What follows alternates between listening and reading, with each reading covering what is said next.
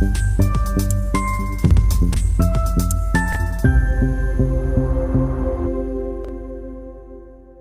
मित्रांनो, स्वतः तर काही करायचं नाही आणि दुसरा काही करायला गेला तर त्याच्यामध्ये काड्या घालायच्या अशी वाईट सवय अनेकांना असते. पुरोगाम्यांच्यात तर ही कंड जास्त असते. तुम्ही सगळीकडे बघा, म्हणजे भारतात काँग्रेसचं शासन बघा. बाय द वे, आज आणीबाणीला 50 वर्ष पूर्ण होत आहेत. आजच्याच दिवशी 50 वर्षापूर्वी इंदिरा गांधींनी आणीबाणी लावली होती. या आणीबाणीचं वर्णन आपल्याकडच्या पुरोगाम्यांनी अनुशासन पर्व असं केलं होतं. या काळात कशा प्रकारे गाड्या वेळेवर धावायला लागल्या होत्या, भ्रष्टाचार कमी झाला होता, लोकांना शिस्त लागली होती, कारण ते इंदिरा गांधींनी केलं होतं. पण यातली कुठलीही गोष्ट मोदी सरकारने त्याच्या एक पाऊल जरी पुढे टाकलं कुठल्याही बाबतीत तर लगेच देशातली लोकशाही संपत चाललेली आहे. मानवाधिकारांचं हनन होत आहे. जगणं कठीण झालेलं आहे. भारत हा एक आता नावापुरती लोकशाही पण किंवा इलेक्शन असलेली हुकुमशाही वगैरे अशा प्रकारची लगेच त्यांची वर्णनं सुरू होतात. आणि हे फक्त भारतापुरतं मर्यादित नाही आहे, हे सगळ्या जगभरात असंच चालू आहे. आपल्याकडे जे बालाकोटच्या हवाई हल्ल्यानंतर झालं होतं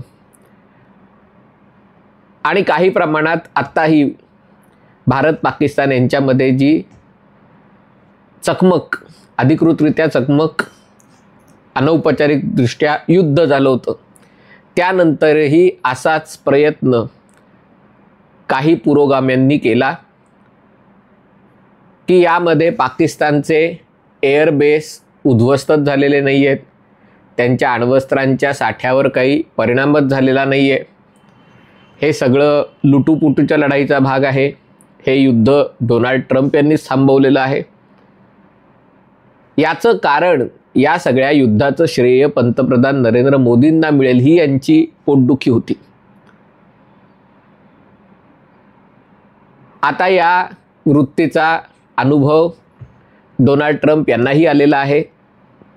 इराण, अमेरिका आणि इस्रायल किंवा इराण आणि इस्रायल यांच्यातल्या युद्धामध्ये युद्धविराम केल्यानंतर 24 तास होत नाहीत, तो CNN आणि न्यूयॉर्क टाइम्ससारख्या वर्तमानपत्रांनी लगेच बातम्या छापलेल्या आहेत की इराणच्या अण्वस्त्र केंद्रांना काही झालंच नाही.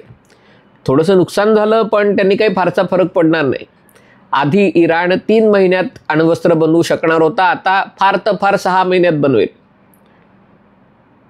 म्हणजे जो दावा डोनाल्ड ट्रम्प करतायत की आम्ही इराणचे अण्वस्त्र निर्मिती प्रकल्प, जो कथित अण्वस्त्र निर्मिती प्रकल्प म्हणता येईल, कारण इराणचा अधिकृत दावा आहे की आम्हालाच अण्वस्त्र नको आहेत, आम्ही अण्वस्त्र बनवतच नाही आहोत, आणि त्यामुळे जो कथित अण्वस्त्र निर्मिती प्रकल्प होता तो आम्ही ओब्लिटरेट केला, म्हणजे पूर्ण तो नष्ट करून टाकला. आणि मग तो नष्ट झाला का, फक्त त्याचे दरवाजे नष्ट झाले, तिकडे जाणारा मार्ग फक्त उद्ध्वस्त झाला, आतल्या इमारतींचं काय झालं, तर लगेच यांनी अमेरिकेच्याच गुप्तचर खात्याच्या एका गुप्त अहवालाच्या हवाल्याने या बातम्या द्यायला सुरुवात केलेली की काही झालंच नाही. आता या गुप्तचर खात्याचा अहवाल जर प्रसिद्ध झाला असता, केला असता यांनी, तर त्याला शोध पत्रकारिता म्हणता आलं असतं. परंतु या सगळ्यामध्ये आपलीच माणसं जी व्यवस्थेत असतात तिकडे तिकडे, जाऊ दे, मला आपल्या इकडची एक गोष्ट आठवली म्हणून मी जरा थांबलो, कारण आपल्या इकडचे ही ज्यांची चौकशी गुप्तचर यंत्रणा करतात तेच सरकारच्या समितीत, नंतर त्याच सरकारच्या समितीत जाऊन बसतात, एवढी यांची ताकद असते. शिक्षणाचं धोरण कशा प्रकारे सुधारता येईल, विद्यापीठांची स्थिती कशी सुधारता येईल, म्हणजे माझा त्याला काही विरोध नाही आहे, पण ज्या सरकारच्या दृष्टीने तुम्ही अर्बन नक्सल असता त्याच सरकारच्या दृष्टीने पण अशा गोष्टी भारतातच होत नाहीत, सगळीकडे होतात. आणि त्यामुळे सरकार जरी तुमचं असलं तरी सिस्टीम आमची आहे, यानुसार ही सगळी मंडळी वेगवेगळ्या सरकारी विभागामध्ये काम करत असतात, खाली डोकं ठेवून, खाली मान घालून काम करत असतात. म्हणजे जेव्हा संधी मिळते तेव्हा सरकारला बदनाम करण्याची कोणतीही संधी ते सोडत नाहीत. आणि त्यामुळे आता यांनी वाजवा रे वाजवा सुरू केलं आहे. तर बघा यांचं काड्या करण्याचं हे काम कसं आहे. जर युद्ध सुरू केलं तर मग नेतान्याहू युद्धखोर आहेत, ट्रम्प युद्धखोर आहेत, हे युद्ध थांबवा. युद्ध थांबवलं तर म्हणतात काही नुकसानच झालं नाही. इराणचा अण्वस्त्र प्रकल्प मार्गावर आहे आणि खरं तर त्यांनी सगळं युरेनियम हलवून टाकलेलं आहे. एका गुप्तस्थळी नेलेलं आहे. ते गुप्तस्थळ कुठलंही माहिती नाही, पण या गुप्तस्थळी नेऊन तिथे ते छोटा अणुबॉम्ब बनवणार आहेत किंवा क्रूड अणुबॉम्ब बनवणार आहेत.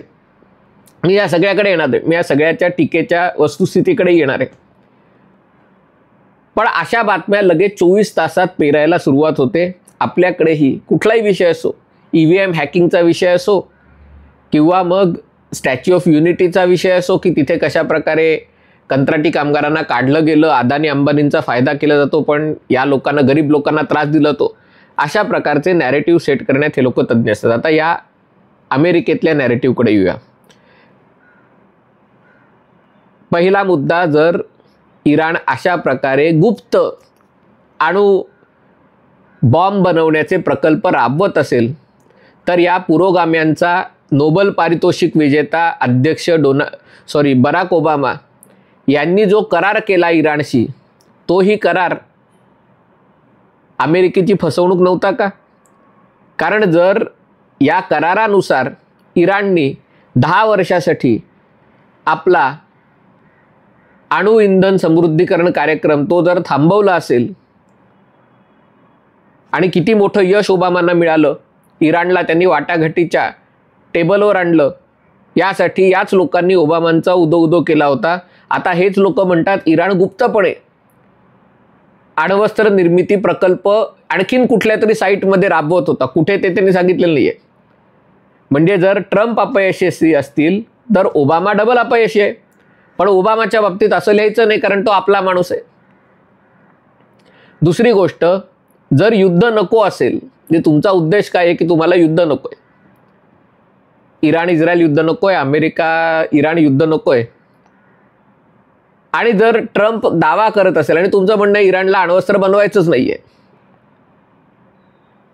तर मग ट्रम्प जर दावा करत असेल की आम्ही त्यांचा साठा उद्ध्वस्त केला वगैरे, तर गप्प बसा ना.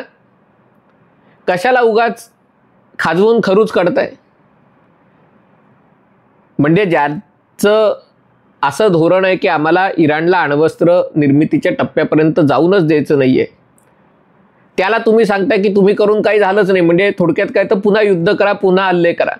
पुन्हा हल्ले केले तरी हे छाती पिटत बसणार की हल्ला का केला, युद्ध का सुरू केलं. याचं कारण यांना कुठल्याच गोष्टीचं काहीही म्हणजे सोयरसूतक नसतं. यांना फक्त काड्या करण्यात इंटरेस्ट असतो आणि तीच गोष्ट आत्ता चालू आहे. काल मी शक्तीपीठ महामार्गावरचा व्हिडिओ केला, तिथेही तेच, शेतकऱ्यांचं किती नुकसान होणार आहे. धारावीचा विषय आला, तिथेही पुन्हा तेच, गरिबांचं किती नुकसान होणार आहे. तुमच्या नाकाखाली धारावी उभी राहिली, तुमच्या नाकाखाली तुमचं सरकार असताना ना कुठले महामार्ग बांधले गेले. त्याची सुरुवात अटल बिहारी वाजपेयींच्या काळात झाली आणि तेव्हा दिवसाला 11 किलोमीटर बांधले जाणारे महामार्ग UPAच्या काळात 2 किलोमीटरवर आले. तुम्ही कुठली गोष्ट ना तुम्ही मुंबई पुणे हायवे बांधू शकलात, कुठलीच गोष्ट करू शकला नाही. पण सरकारने काही ठरवलं, तोच मुद्दा पुन्हा भाषेच्या विषयांमध्ये आला. जेव्हा राष्ट्रीय शिक्षा धोरणात सुधारणा करणाऱ्या समितीने त्रिभाषा सूत्र आणि प्राथमिक शाळेपासून 3 भाषा शिकवायला त्याचं धोरण त्यांनी आखलं, तेव्हाच तुम्ही विरोध करायला होतात की 3 भाषांची गरजच नाहीये, त्या हिंदीतलं व्याकरण असं चालतं आणि इंग्रजीतलं व्याकरण तसं चालतं आणि मग लहान मुलांचा किती गोंधळ होऊ शकतो. म्हणजे जेव्हा 3 भाषा सूत्र प्राथमिक शाळेपासून 3 भाषा शिकवाव्यात असं समितीने म्हटलं, तेव्हा तुम्हाला काही त्यात हरकत नव्हती. पण त्यात जेव्हा हिंदी शिकवायचा प्रयत्न केला की लगेच तुम्हाला पोटदुखी सुरू झाली. पण तुम्ही सांगा कुठली भाषा शिकवायची, तिसरी संस्कृत शिकवायची. संस्कृत शिकवलं तरी प्रॉब्लेम, मग पेशवाई आली. गुजराती शिकवली तर महाराष्ट्र अदानी अंबानी गुजरात्यांना विकला. कन्नड शिकवली तर बेळगाव देऊन टाकलं, आता महाराष्ट्राची भाषा देऊन टाकणार. म्हणून म्हटलं की या सगळ्या पुरोगामी युक्त्या आहेत, त्याच्याकडे लक्ष देता कामा नये. आता मी मुद्द्याचं बोलतो. इराण अण्वस्त्र बनवत होता नव्हता यामध्ये मी फारसं शिरणार नाही, पण एक गोष्ट मात्र नक्की, इराण पारदर्शकपणे काम करत नव्हता. इराणला युरेनियम समृद्धीकरणाचा अधिकार आहे, कारण इराणनी स्वतः NPTवर नॉन प्रॉलिफरेशन ट्रीटीवर सह्या केलेल्या आहे. आणि त्यामुळे जे जे काही करतात ते IAEAला दाखवणं आणि त्यांच्याकडनं ते तपासून घेणं. भारताने सह्या केलेल्या नाही आहेत, इस्रायलने सह्या केलेल्या नाही आहेत, पाकिस्तानने सह्या केलेल्या नाहीत. आणि त्यामुळे ते म्हणतात मग इस्रायलला का अधिकार आहे बनवण्याचा, पाकिस्तानला का अधिकार आहे, कारण त्यांनी सह्या नाही केले, इराणने सह्या केलेत. तुम्ही जर सह्या केलेत तर तुम्हाला तुमच्याकडे जे आहे ते IAEAला दाखवणं बंधनकारक आहे. तुम्हाला जर अण्वस्त्र बनवायचं असेल तर तुम्ही या करारातनं बाहेर पडा आणि घोषणा करा की आम्हाला अण्वस्त्र बनवायचं. तुम्ही घोषणा करता आम्हाला अण्वस्त्र बनवण्यात काडीचाही रस नाही, पण गुप्तपणे जेव्हा या गोष्टी करतात तेव्हा लोकांच्या मनात संशय येतो. आणि त्यामुळे ही गोष्ट तर होती. दुसरी गोष्ट, इराण सातत्याने आम्हाला इस्रायलचं नामोनिशाण मिटवून टाकायचं आहे पृथ्वी तलावरनं, अशा प्रकारच्या वल्गना करत होत्या. आज नाही 20-25 वर्ष. आणि त्याच्याबद्दल प्रदर्शनं भरवायचे, कार्यक्रम भरवायचे, म्हणजे हे करायचं. आणि दुसरीकडे इस्रायल विरोधी लढणाऱ्या दहशतवादी संघटनांनाही मदत करायची. हे जेव्हा तुम्ही बोलत असता, हे जेव्हा तुम्ही करत असता, तेव्हा तुमचा गुप्त युरेनियम समृद्धीकरण कार्यक्रम हा नॅशनल सिक्युरिटी थ्रेट बनतो, हा राष्ट्रीय सुरक्षेला धोका बनतो. आणि त्यामुळे त्याला मागे ढकलणं हे इस्रायलचं कर्तव्य होतं. म्हणजे हे असं झालं की सरकार जेव्हा अतिक्रमण विरोधी कारवाई करतं तेव्हा त्याच्यावर प्रश्न उपस्थित करणारे म्हणतात काय उपयोग आहे झोपड्या तोडून, काय उपयोग आहे अतिक्रमण साफ करून, पुन्हा 6 महिन्यांनी वर्षभरांनी ते उभेच राहणार आहेत, मग कशाला तोडायचं. पण कुठेतरी धाक असला पाहिजे, दरारा असला पाहिजे, हाच त्याचा उद्देश असतो. आणि त्यामुळे धरून चालूया की हे सगळं करूनही त्याचे फक्त दरवाजे बंद झाले आहेत, फक्त वरचा डोंगरच हादरला आहे आणि आतमधली बिल्डिंग चांगली आहे आणि ते सगळं युरेनियमच दुसरीकडे नेऊन ठेवलं आहे.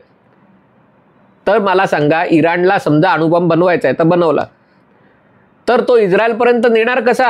व्हिसा घेऊन जाणार इस्रायलचा की चला मी बॉम्ब घेऊन येतोय टाकतो तुमच्याकडे, का रेल्वे गाडीने पाठवणार, का रस्त्याने कारने घेऊन पाठवणार? म्हणजे तो पाठवायला त्यांच्याकडे मिसाईल्स हव्या, त्या मिसाईल्स 1000-1500 किलोमीटर जायला हव्या.